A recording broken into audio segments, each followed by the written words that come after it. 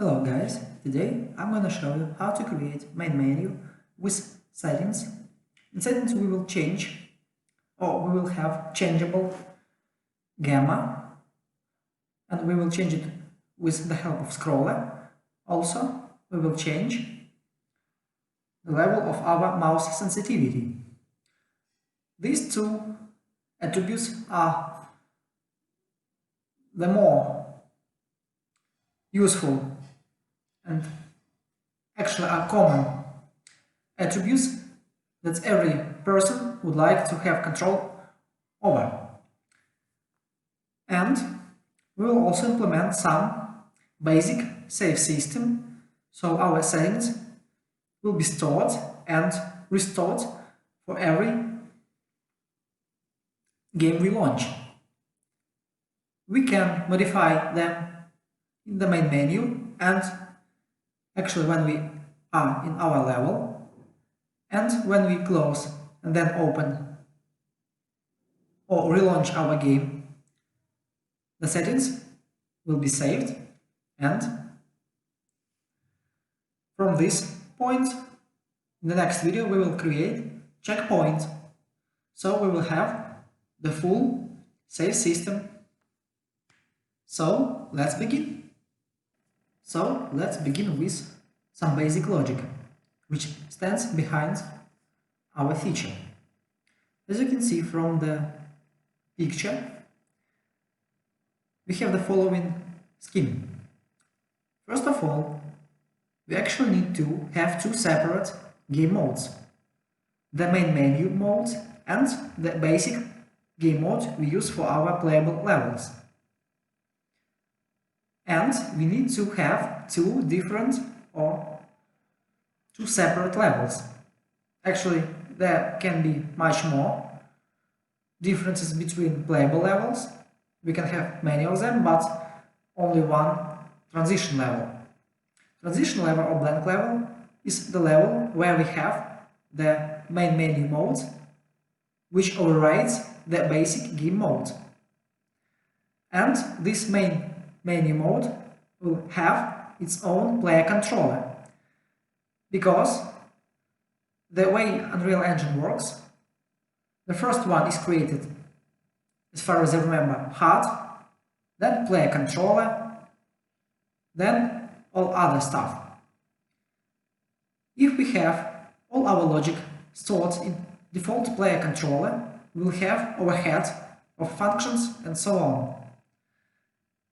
And we don't need all of it, so our main menu controller will handle only that part of logic we need to have in our main menu when we don't have any level, any playable level loaded, any spawned character and so on.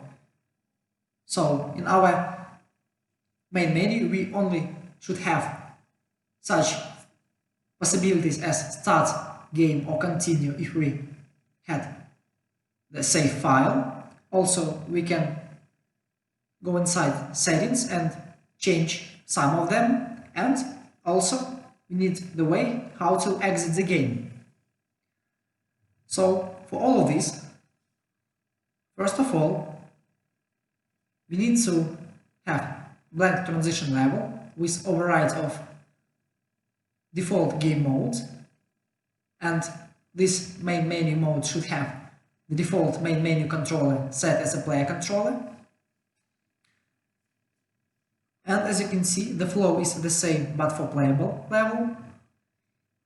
Each player controller and main menu controller will have pretty much similar ways how to handle the logic for each steps for saving and restoring settings, and also how to display the proper user interface widgets. And then we will have only one widget, its main menu with settings, which will switch its logic according to the game mode we will provide as the reference when we create our widget. Also, when we change the level, the player controller, or actually game mode, will switch from one to other, so player controller will be killed, and this goes for our widget. So basically we will create one widget in our main menu mode, store all the settings, then when we launch the level, we will have the default game mode with the player controller, but settings we will store in main menu will be transferred to our player controller. So when we create the pause or main menu for our playable level, everything will be the same. And it's the best way how to handle it, because you can create some different logic. For instance, some custom lobby with different features, and it all will be stored in the separate kind of feature. And all save logic, I mean save and load functions, will be stored in the game instance, because it has only one reference, and it defines when the actually game launches and is killed, when our application is closed. So the best way to handle the whole logic through the whole cycle of your game is to store it in game instance. It's not changeable. So I hope you understand the idea behind this feature, and right in a minute I will show you all that I was saying, but in the blueprints, widgets, and so on. So please stay tuned. So I think we need to start with the simplest actions. So let's open our project settings and navigate to our input. We need to add the binding for action mapping. The one I have is for the M key, and it's called the menu. Next, in maps and modes settings, right now I have my default BP game mode set, and that's the correct way how to do it. We only need to override our game mode for our transition level. So the only way we need to change here, the only settings, as you can see, I have game default map. It's the map that will be loaded by default when you launch your application or your game, and the editor startup map. To work with my basic level, I will leave sandbox as editor startup map by default. But for game default map, you can see I have main menu. And if you take a look at my content browser, it's actually just blank level. So please create the one yourself. And on my right, you can see I have world settings tab. To have the one, you just need to go to edit. I'm sorry, not to edit, but to window. And here you can select world settings. So this tab will be added right near your details tab on your right. And here you can see I have game mode override with the one I created too. So please do the same. In Blueprints folder, navigate to Core, and here you can see I have BP Game Mode, Game Menu Mode. So create it yourself. It actually inherits from game mode base. To do this, you just need to right click on any space in your folder, then select Blueprint class. Next, search for game mode base and create it. Rename it yourself as you like. Then when you open it, you can see that you have some default classes set as default references. And default pawn class I have none because I don't need any character to be spawned in this mode. As for player controller, you can see I have the newly created one, it's game menu controller. So please also create new player controller and call it game menu controller. As you can see, it inherits from player controller class. Then when you're done with it, just open your game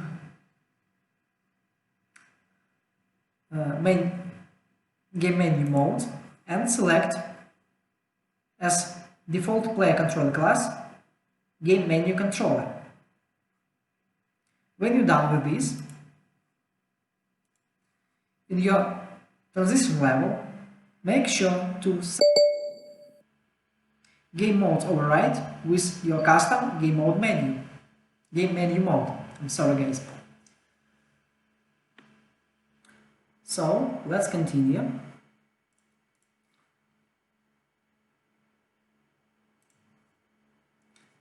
Now let's check what do we have. We have game menu controller, game menu mode. Next, we have the overrides of our game modes in our transition level. So we also have our transition level here. And we have set game menu controller as the default reference for game menu mode.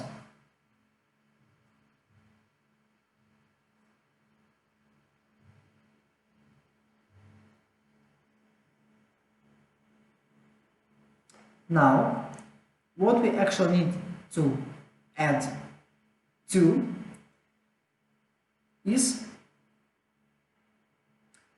the new class.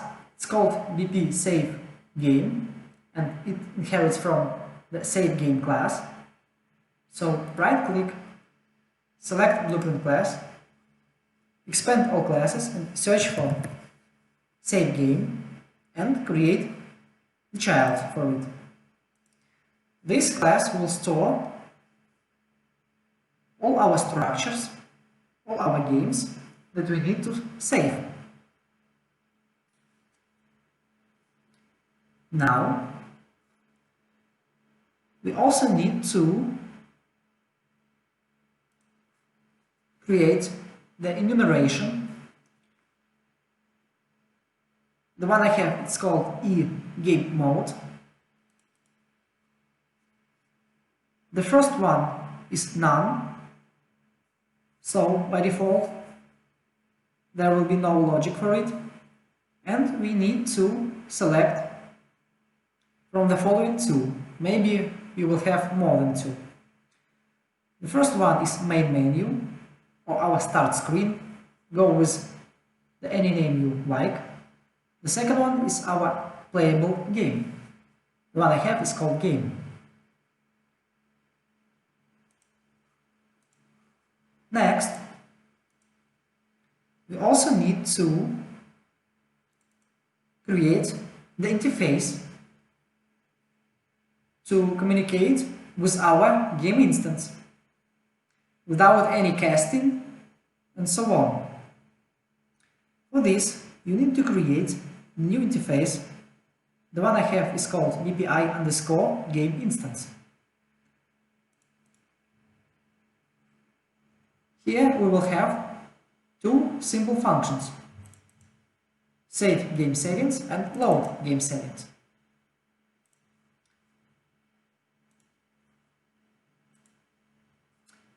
Also, in our structures, here you can see I have new structure, it's called f_settings.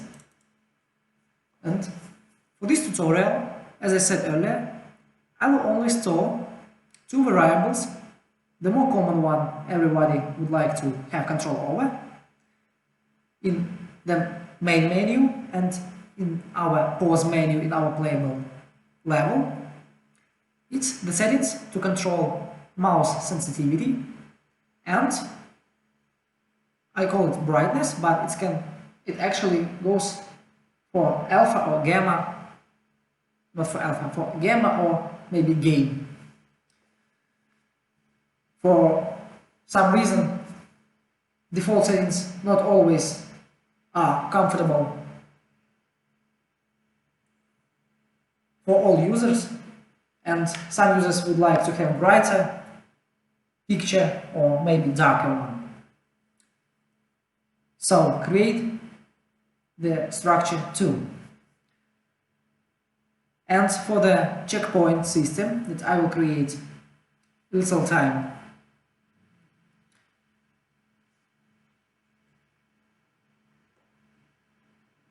later, it will have also its own structure. It will be for our player and for inventory and so on. So make sure to have some separate but logically, maybe logically separated kind of structures. For instance, if it's player, and it will have some attributes: speed, health, stamina, and so on. It will be one structure. The inventory will be another structure, and so on. And as you can see, by default I have set brightness and sensitivity to 1 instead of 0, because we actually don't need to change it by default, because the default settings for these attributes are actually 1. So please do the same. Now, when we're done here, let's arrange some. Let's actually go to our interface, VPI game instance, and create our functions. Save game settings. For input, I have settings, and it's our structure that we created right minutes ago. It's f_settings, and it actually looks like this. And load game settings. You don't have anything in input, but it has output. It's also settings. So save game settings we will need it to save our settings, and for load game settings we actually need to have the reference for our structure. So when we're done with this, let's actually open our save game class, and the only change we do need to do here is to create the variable. It's called settings, and the variable type is f_settings, our structure. Default values, we don't need to change them. So that's all for our save game class. Now, let me think.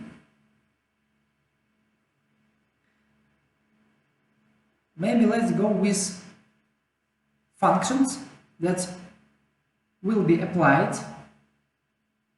to actually change the sensitivity and brightness in our game. As you can see, I have bp underscore function library.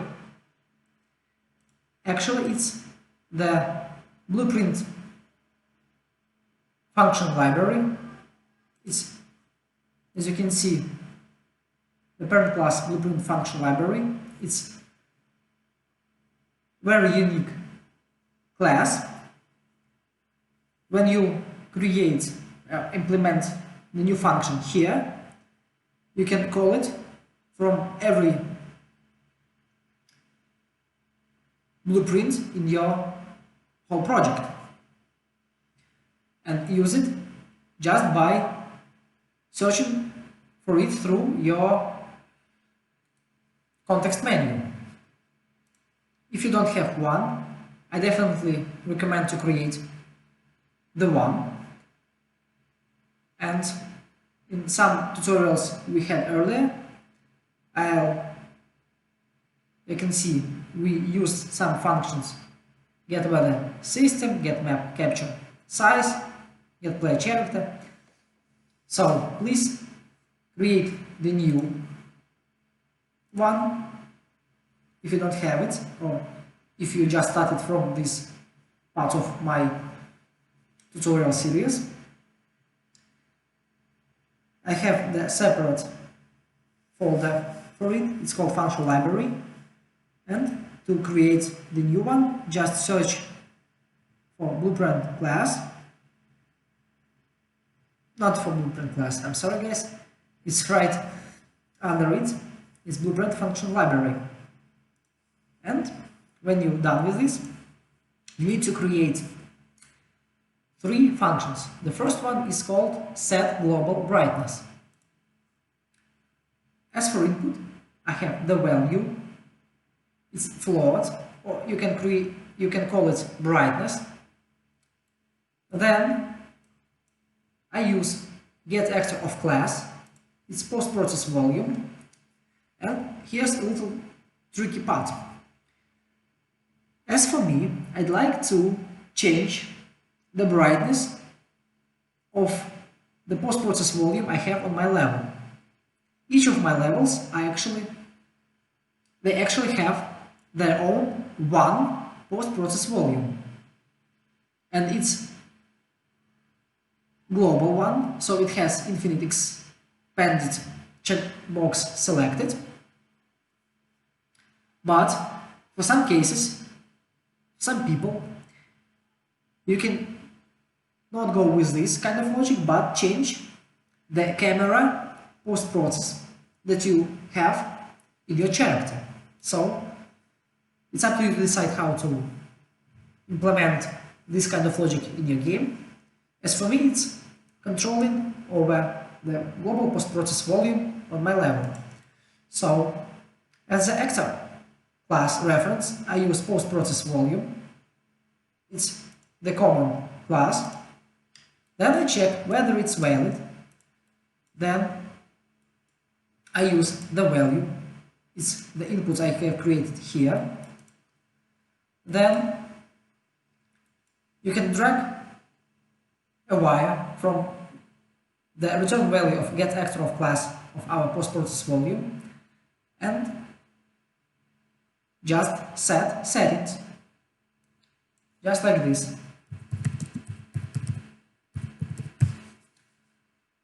This will create this kind of node. Then actually to set some logic here, make some changes, you need to drag a wire and select make post-process settings. By default, it doesn't have any inputs, so you need to select the proper one from this. And as you can see, in color graded global, I have game. It actually controls the attributes I like. And I think it's maybe the overall brightness. So if you select gain, you will have this kind of struct, and you can press right mouse button and select split structure pin. And then connect the value to all of these, all of these pins. So by controlling this value, you will actually control overall brightness. That's one function. And whether it's not valid, for instance, if we are in the transition level, we don't need it, we don't have any post-process, this will actually don't do anything. And that's okay. Next, set global sensitivity.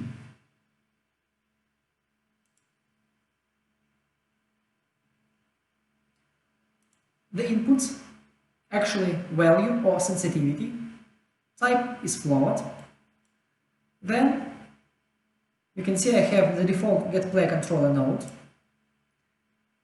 When you use this kind of node inside your function library, you will see that you have world context object. Just leave it blank. In transition level, we don't need any player controller sensitivity, but we need to store the values. And our transition level actually has its own controller, so when we use this function inside our transition level with our custom game mode, the settings will be set to it, but as far as we don't use any playable character in our main menu, for instance, if we had the behavior that we had in Assassin's Creed, maybe the second part, when we are going on some kind of water. So if we don't have this kind of feature, we are good to go with this part. So basically, when we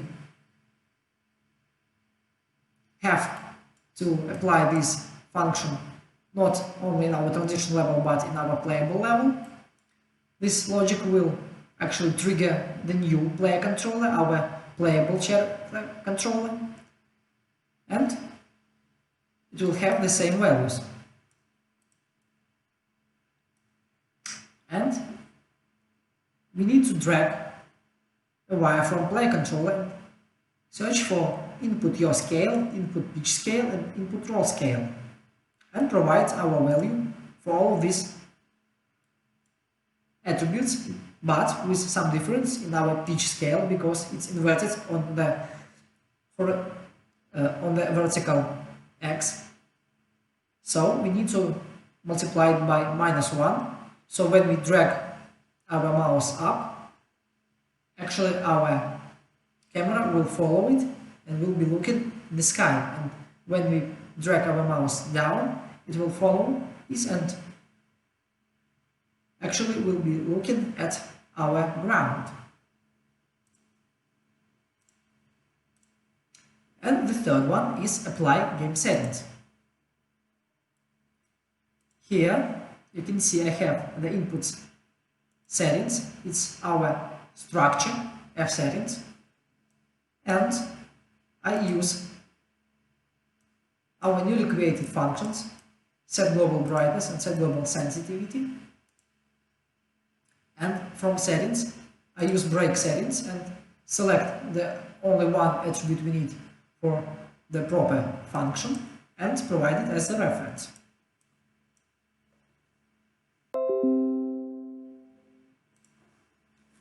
And that's all for our function library here. Now we can continue. Well guys, I realized that I forgot to mention about one more interface we need to implement. It's BPI main menu. We need to create the one that we will implement both in our game menu controller and our player controller. It has 4 functions. It's create main menu, destroy main menu, show main menu, and hide main menu. It's simple functions without any inputs or outputs. And the logic behind creating actually our widget is pretty much simple. We don't need to create every time the widget, we only need to create it once when our player controller is spawned. Then we will operate with one instance of our widget. We'll only change its visibility. We will show it or hide it, and when our player controller is destroyed, we will destroy our widget. So that's all. Please do the same.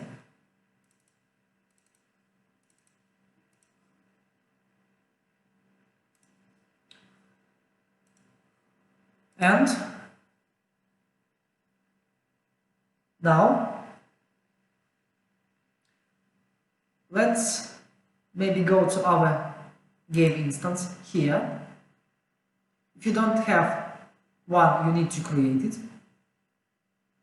And make sure you have to set this game instance as the default value. It maps in most of your project settings. It's right down here, game instance class.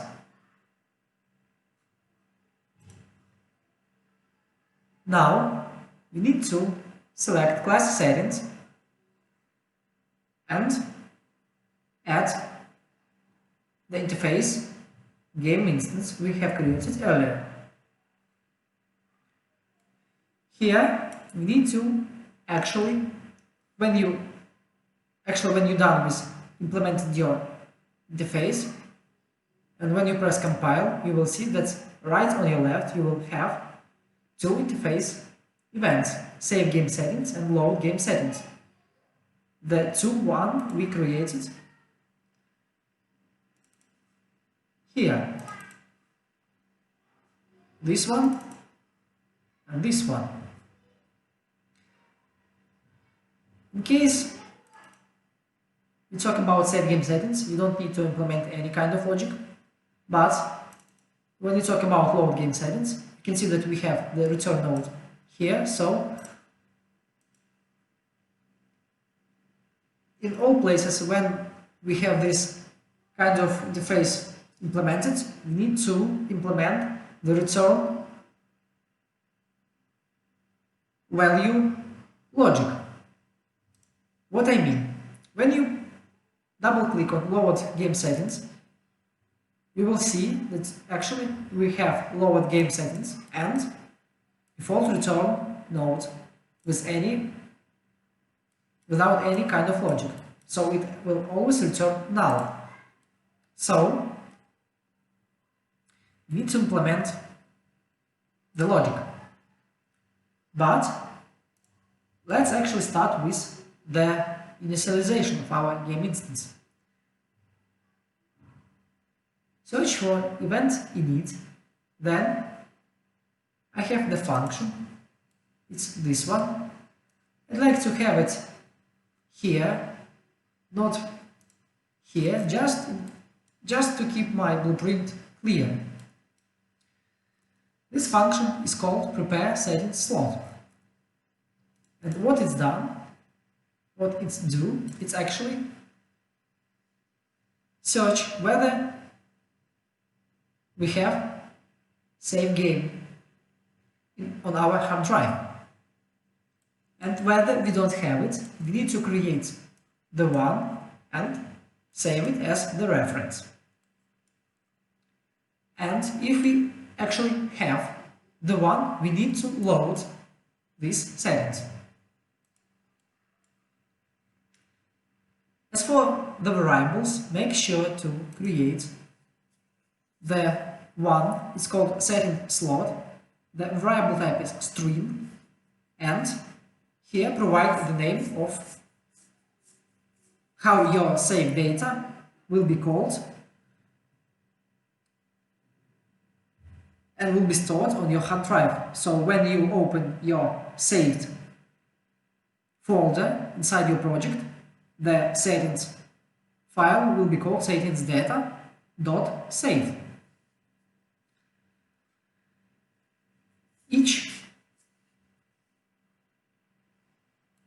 Actually, you can have multiple save slots.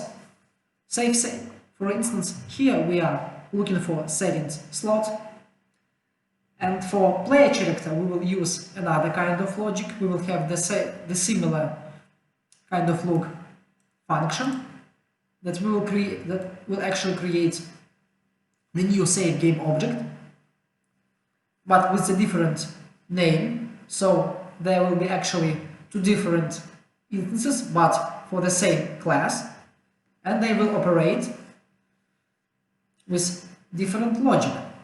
So we have separate logic for our settings, and we will have the separate logic for, actually not separate logic, but separate parts of content that we will load and save in different times. So here, search for does save game exist, provide setting slot to the pin, then I use note just in case I like whether it's not. So if it's true, we don't have anything, we need to create the one. And so search for create save game object node, then in save game class use our save game bp_save game class we have created earlier. Then we need to provide save game settings object as the local reference, the return value of this node. Now let's implement load game settings.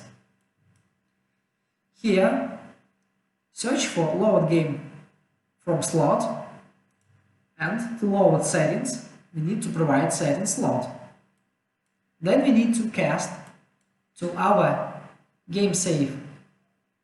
to our save game class, and where the cast is true, we need to actually override or create the new reference for our save game settings object. The variable type is our save game. The reason we need to do this one, so for first element, I'm sorry, not for the first element. When we launch our game for the first time, we will trigger this condition. But when we launch our game for the second time, we will have the save data exist, so we need to load our settings. And if we don't have this kind of logic settings, we will actually have null reference here, and we can't use this reference in any of our parts, in any part of our logic inside this blueprint or other blueprints. So please do the following. Then make sure that load game settings, actually you will have the return node here because we implemented the return value in our interface. Just drag and search for settings from save game settings object and provide it to the pin of the return node.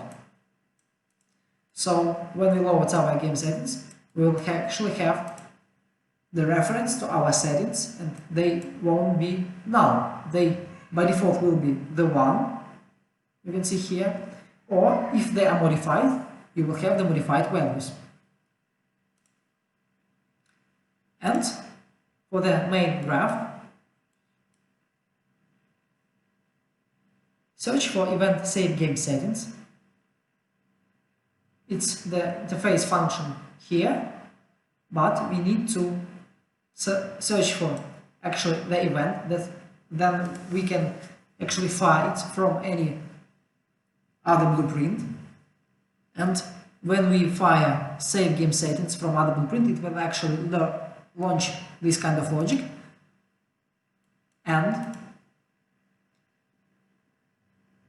we will actually set settings inside our save game settings object reference, and when we are done with this kind of logic, we can actually save our data. So our settings are set, we have valid new attributes that are actually modified, and right after this we need to save them. So we use the same reference for save game object, and we need to provide the proper slot because we are modifying our settings, so we use setting slot here. And actually that's all for the game instance. So let's continue. Now let's talk about our widgets. As you can see, I have two kinds of widgets. The one is main menu and the second one is settings. From the look of main menu, you can see that we have this kind of layout. Actually, this part is just another widget, this one, but we use it here as a child, and behavior is actually different in our main menu and when we are playing on our playable level. So maybe let's start with our settings. Here you can see I have the vertical box which stores, right now it's only two, but two different vertical boxes too. Brightness, it actually handles the text element and slider, and mouse sensitivity, also text and slider.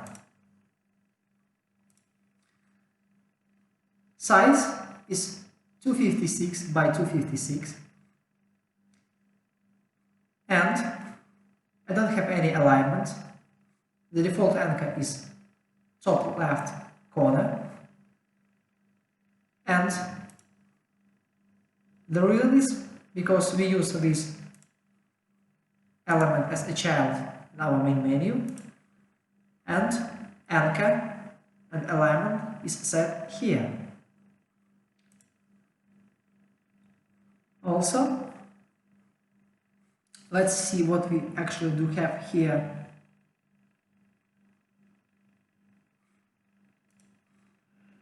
The padding is 1 for each vertical box here. Size is set to auto, so it's perfectly aligned in my case. Also,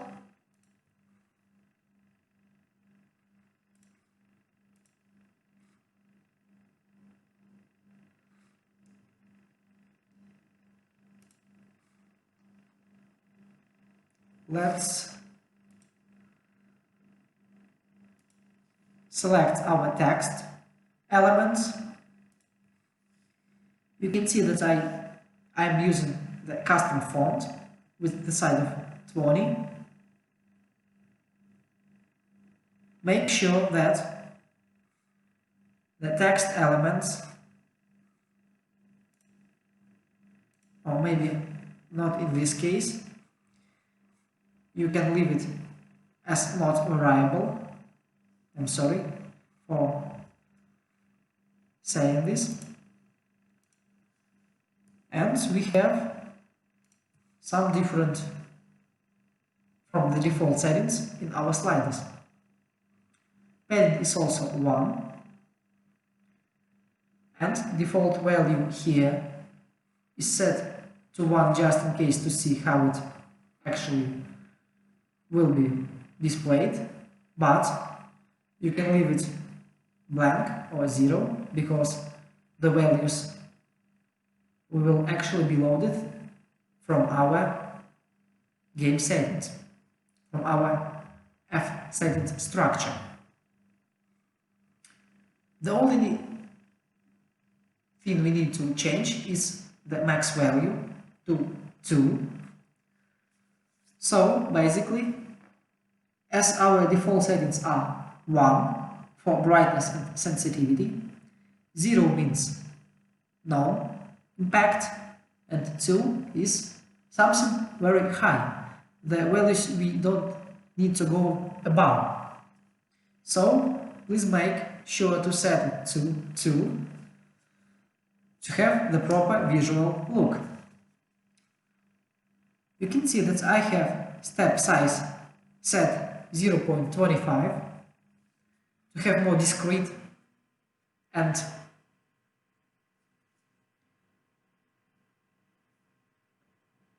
more valuable changes.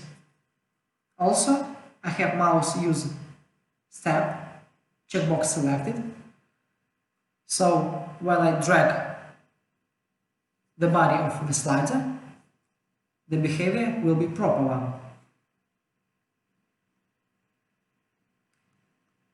Next, let's go to our graph.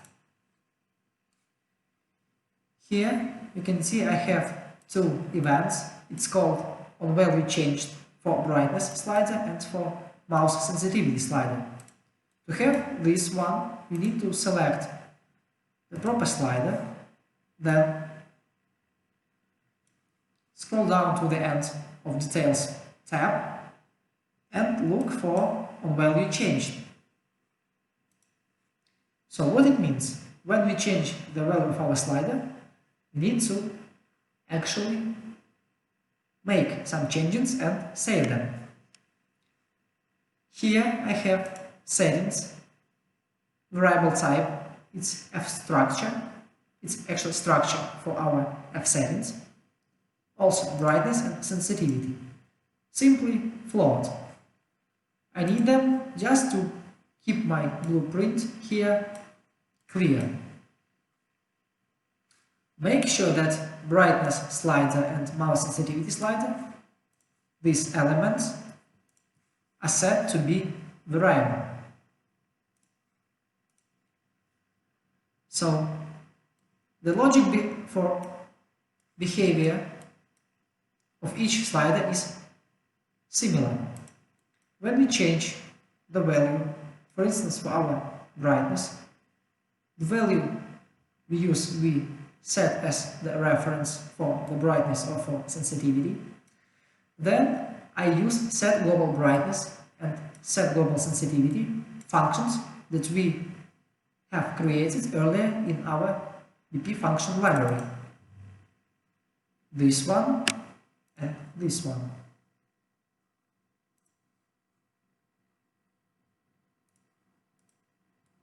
Then, when we're done with setting these values, we need to save the data to our save file. For this, we need to search for get game instance. This node is callable from any blueprint, and because we use game instance interface, we don't need to use cast node. We just send the message through our interface and fire save game settings event. We also need to provide the F settings as the reference for our save game settings node. For this I use brightness and sensitivity. Also I use make F settings node. Just search for make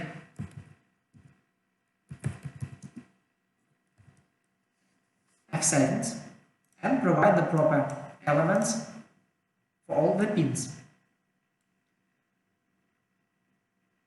And here all for the sliders. Now for the event construct. When our widget is created, and it's created when player controller is initialized, we need to load the data from our game instance. So when we see our widget, the values for our sliders should be on the proper positions. For this, when we load our settings,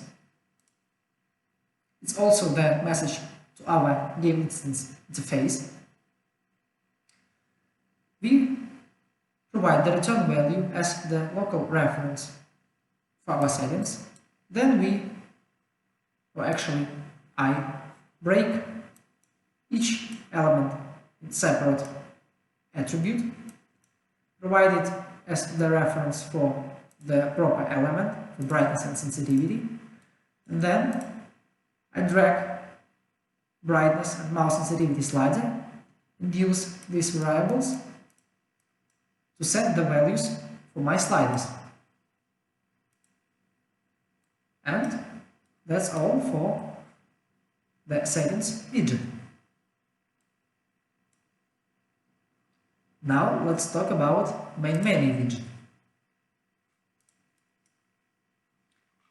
Here you can see I have the simple image, it's start screen background, and in game background it's border with the background blur element inside here. The reason is because I need to have two different visual layouts, the one for start screen menu and the other one for the pause menu in my game.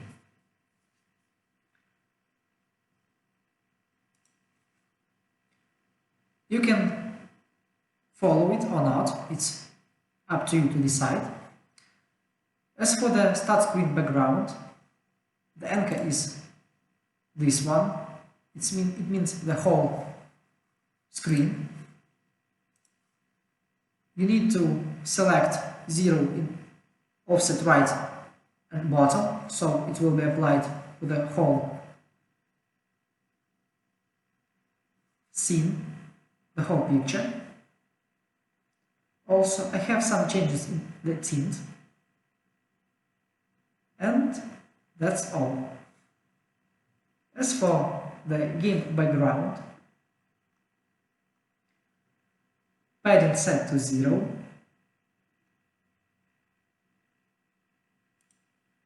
some changes in brush color, alpha channel to have some transparent look, also 0.5 for all channels to have some gray color,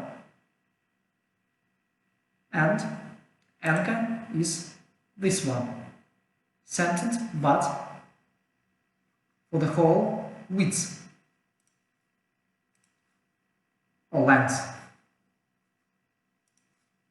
Also size X for actually the width of this element, and alignment 0.5 on the X to be centered alignment. For the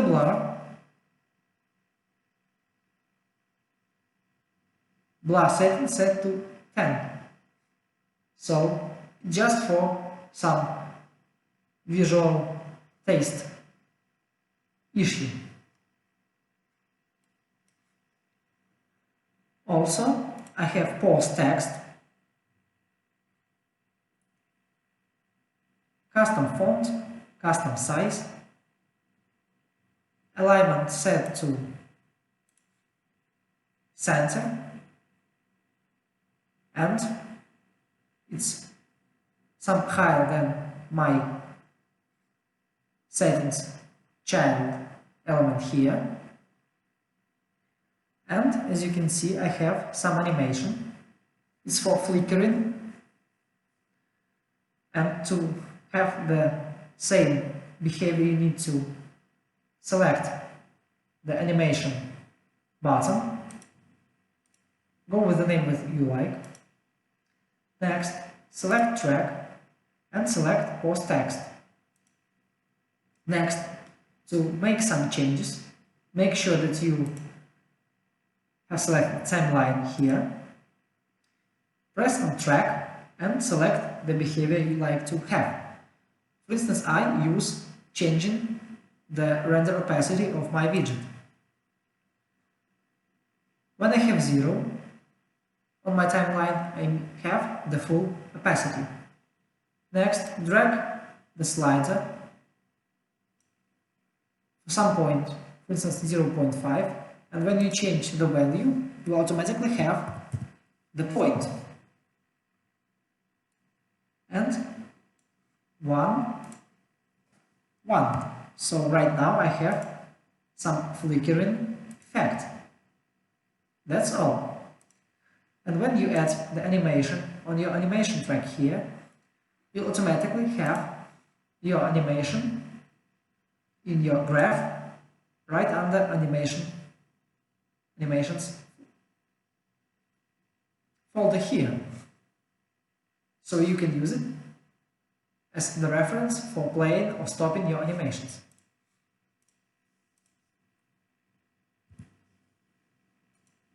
The one I have was flickering. Next, grid. Actually, it's the main vertical box which handles start game settings and grid elements. Layout is pretty much simple. For all of my widgets, I always have -80 offset from the whole for all of my sites.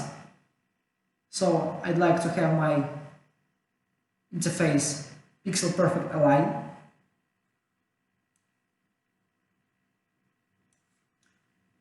It stores 3 buttons. Each button has the text for it. And here make sure that your text elements are set to be variable. Well, as for the button, I have some custom behavior. You can see padding is set to 2, so they actually have some offset from the sides, so they are not overlaying. And for the appearance, I have 3 different color schemes for all of my actions applied to the buttons. So in normal state, the alpha for the tint is set to 0, so I don't need to have any edge. When I hover the button, I have some changes too. It's actually 0.4 on the alpha and 0.25 for all channels, and some changes to the pressed state. Actually the same values, but because we have the default some kind of gradient for all states, it has some pretty much decent results. I like the visual layouts I have. And also make sure that your widget, the interaction is set to is focusable. It's important to have this checkbox selected in case when you package your game there won't be any errors in future. And I will tell you the case where you will have this kind of errors just 5 or 10 minutes, so please be patient. And the last element is our child, the settings we have created earlier, this one. By default, visibility is set to hidden because we need to actually make it visible in case we select our settings button here, not for all the time.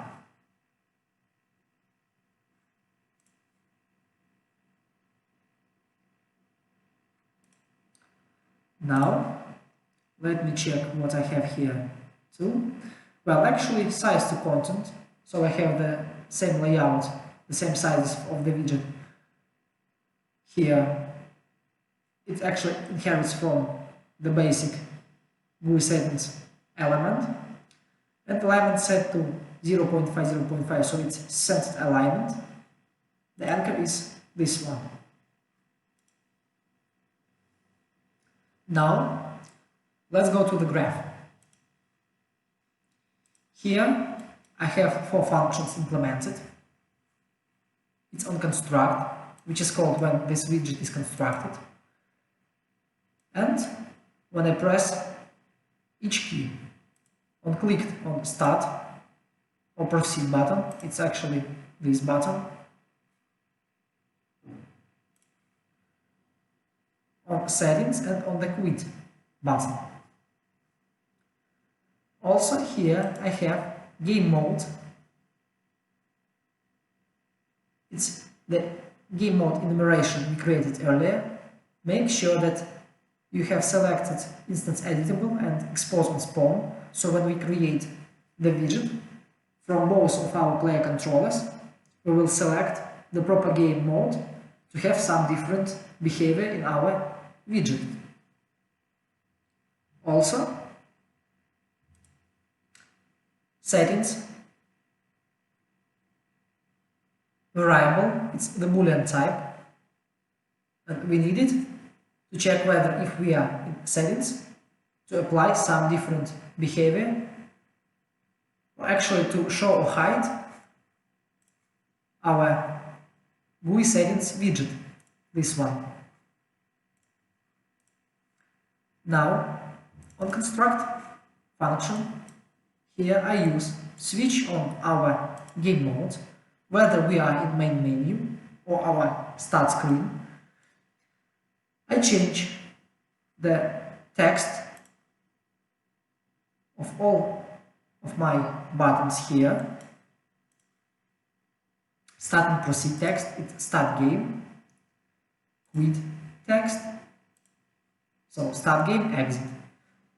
The only button I don't need to change during my whole cycle is the settings button. It will always be the settings name here. Also, for the in-game background, this one, I need to hide this element. So, because it has blur here, when we select and change the visibility for the border, it will actually be applied to its child. So we need to hide our in-game background and make our start screen background visible. As for the pause text, we need to show it only when we are in the playable level, so we actually hide them and stop the animation, our pause flickering. Whether we are in our game, in our playable level, we need to, just in this case, we don't actually talk about checkpoints and save game data, it will be later, but for this case, we need to change the start button text to continue, and for the quit text button to start screen. We will have 2 different behaviors for the quit button. When we are on the start screen, pressing the exit button or quit button will actually close the application. But when we are in our playable level, the first one we will go to our start screen, the second one will close our application.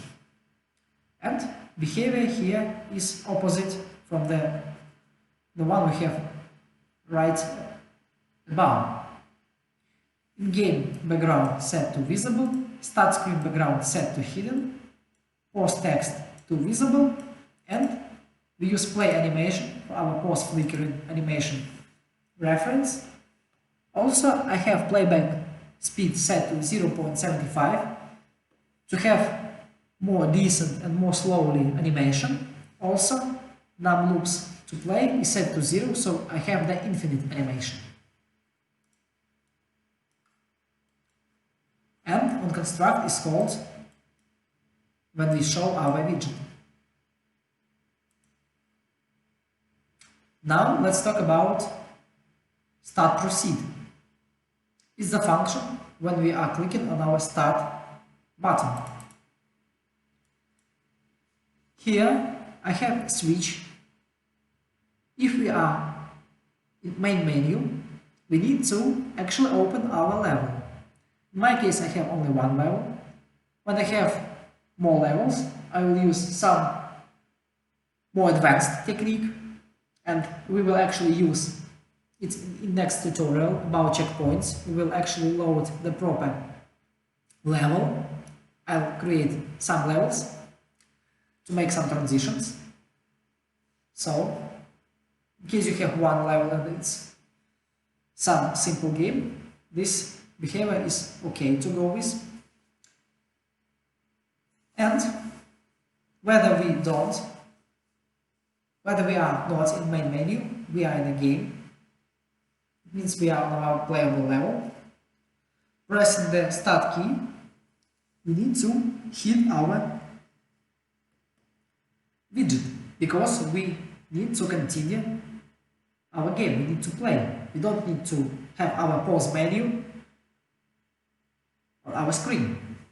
So we use hide main menu called from our it's actually the message we send through our interface. The one we created earlier, it's DPI main menu interface, and we use it on our player controller because all of our widgets, all events for creating and operating with the widgets are stored in player controller. For this, we will actually continue a little bit later, but make sure just to do the same. Because we have implemented these events, these functions, we can use them.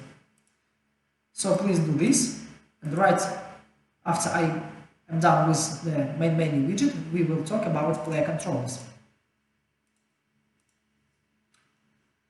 Now, as for the quit button, as I said, two different behaviors, and we check. Make sure that settings is set by default to false. So when we have settings set to true, it means that we need to hit movie settings.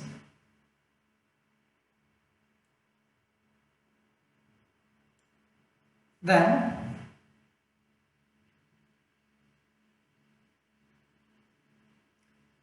we need to just wait. I think I have made some mistake. So whether yes, the behavior is the following. When we have the pause menu shown and we are on our settings, we have this widget appeared. We need to change the behavior for our quit button here. So we need to hit our widget, this one, also select the settings to be false. Next, we need to set enabled our start and proceed button, because as you remember from the demo video from the start, when we press settings, we don't need to have start game or continue be available to click, so we need to disable it. It just to have the proper behavior the proper visual feedback from how our options work. And when we quit from our settings, we need to have our continue or start button enabled so we can continue our game. So we use set is enabled on it. Then we use switch and see where we are actually pressing our quit button, whether we are in the main menu or in our game. If it's our main menu, we are quitting to our main menu, so on our start and quit button text elements, we set proper texts, start game and exit. Whether we are in game, we just need to change them to continue or to the start screen.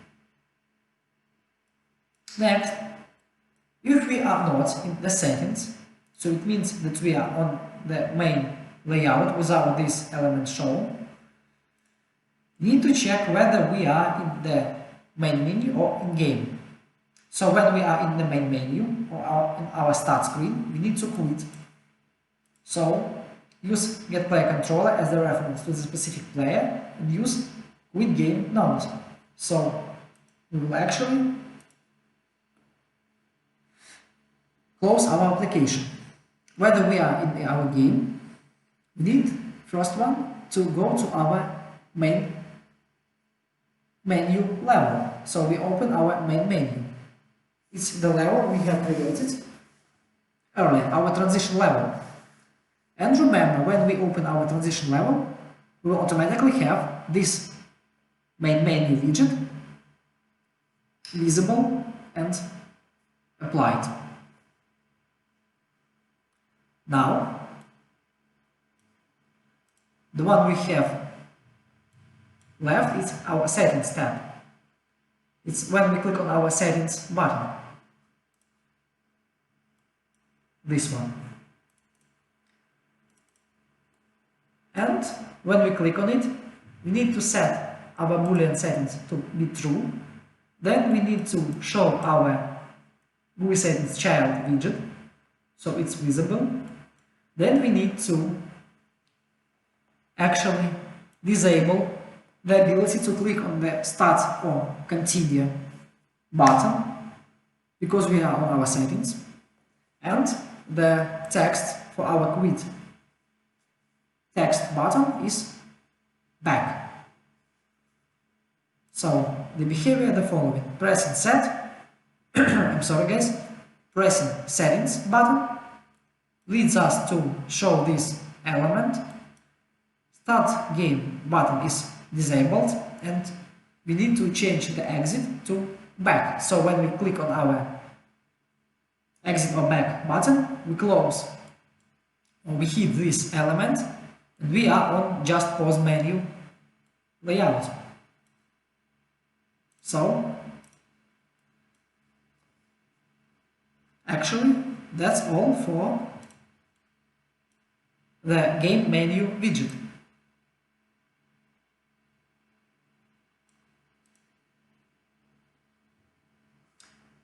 And one more thing left. Just make sure that you have the proper order in case your elements will have the proper layout, because changing the layout order leads to different results. For instance, if we actually change the order for post text, for instance, we make it some more higher, actually background element, the blur will be applied on it, so please be patient. Be careful, don't be patient, be careful.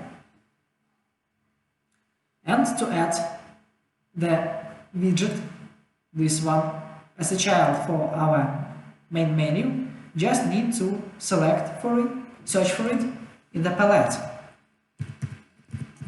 just like this, and drag and drop it right down here. Now let's continue with our player controllers. Let's begin with game menu controller.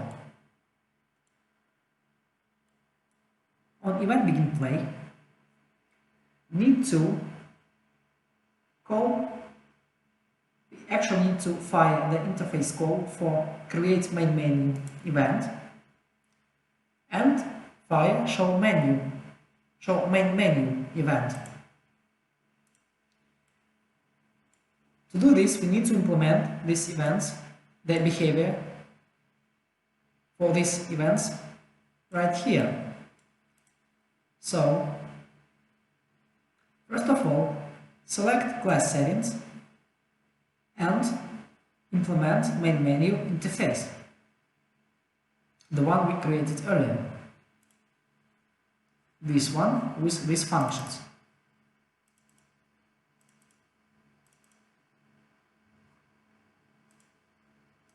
Next, search for event create main menu, then create main menu widget, select our main menu and provide it as a local reference variable here.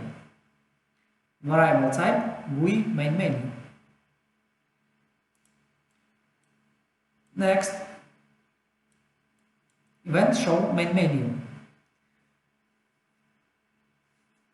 We need to add to viewport our main menu. Make sure that that order is set to some higher values, so it will be always on the top of all other elements of your HUD. Next, we need to use set input mode UI only and to focus on GUI main menu. As a reference for player controller, we can use self because game menu controller is inherited from player controller. Also make sure to set show mouse cursor checkbox to true. That's the reason why I said earlier we need to have our main menu interaction set to is focusable, because without setting it to is focusable, this kind of logic will lead not to the critical errors but to the warnings on the step when you package your game. Next, event Destroyment Menu. We check whether our main menu element is valid. Whether it is, we need to remove it from our parent and set our GUI main menu as the null reference so garbage collector can clear it. And event destroyed, we need to use interface call for the destroyed main menu event. The reason why we use interface call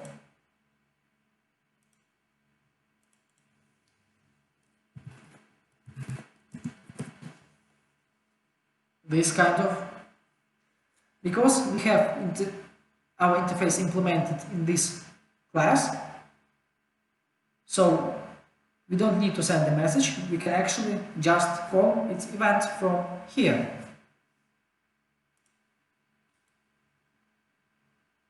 Also, because we are in the main menu transition level with our custom game modes, we don't need to use hide main menu event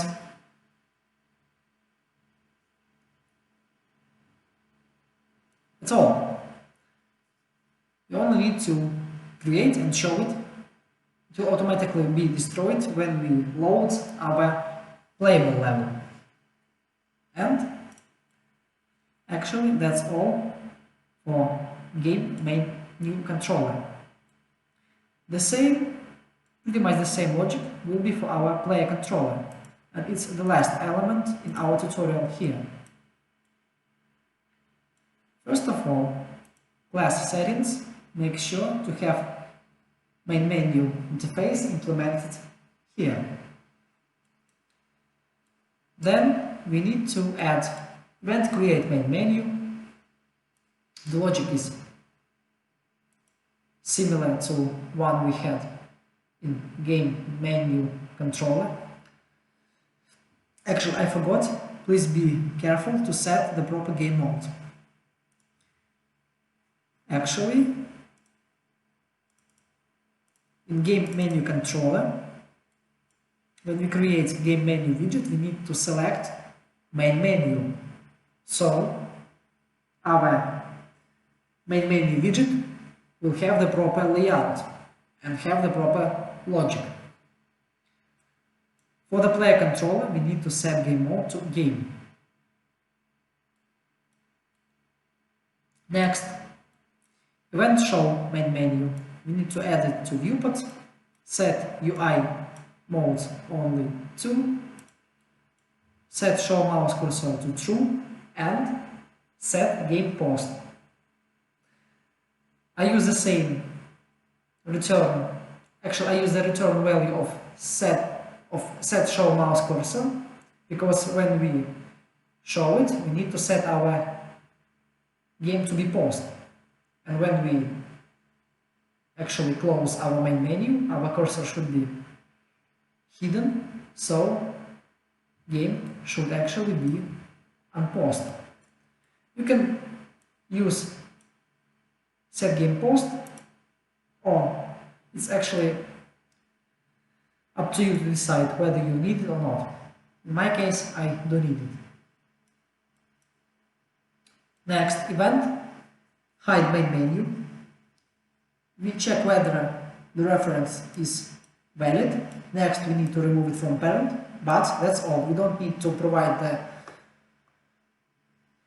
our reference as a null reference, so garbage collector will not destroy it. Then we use set input mode game only. It means we need to hide our UI element and proceed with our gaming. Next, show mouse cursor false, the same for set game post. Event destroyment menu, the same we had earlier. Check whether it's valid, remove it from parent, and set null reference. Also, input action menu, the one we created earlier with our M key. When we press, we need to show main menu. It's the interface call to our BPI main menu interface. So pressing M key will lead to showing our widget.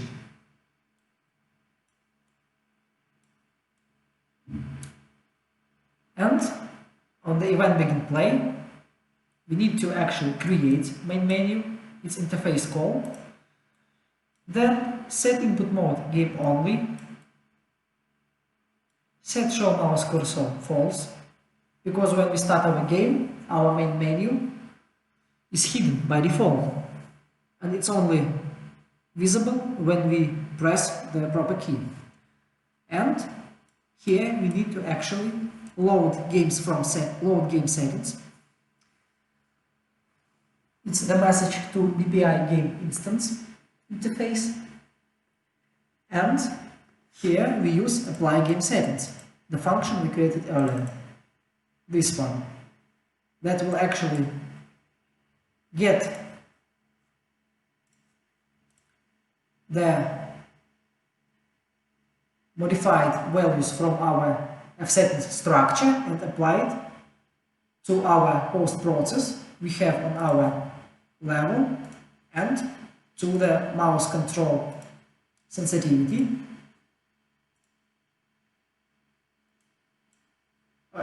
We actually fire this and these functions through this overall function.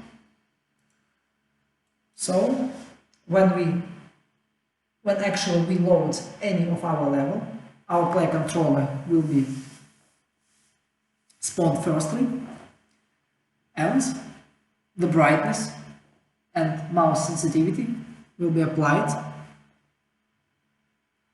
at once. And you will have the proper behavior, so your settings will be loaded each time you launch your game or you open your level. Well, I'm a little bit exhausted, but nevertheless, I know, guys, that I said earlier that the next episode will be about some weather changes, but it's nearly the end of the year, and I think that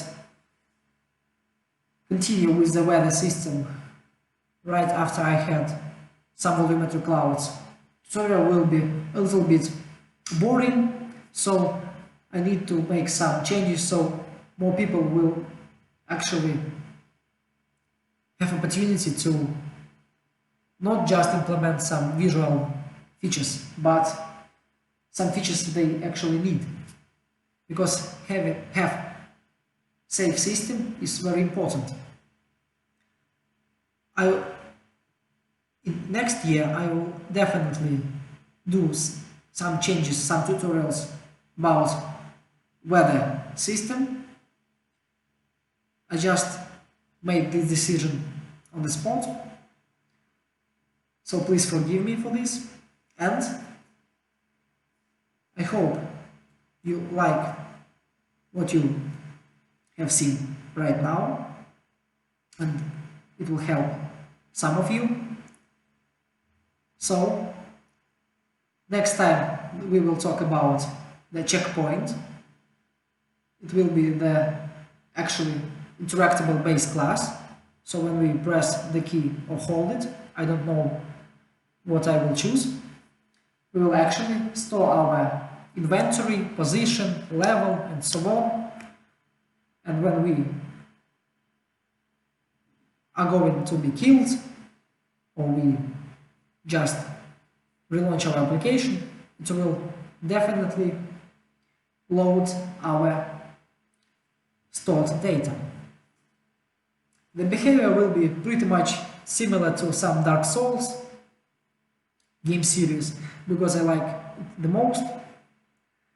So, nevertheless, leave your comments, leave your feedback, please subscribe if you like my videos, stay tuned and see you soon. Actually, that's all for game main menu, settings and safe system implementation in BASIC. See you!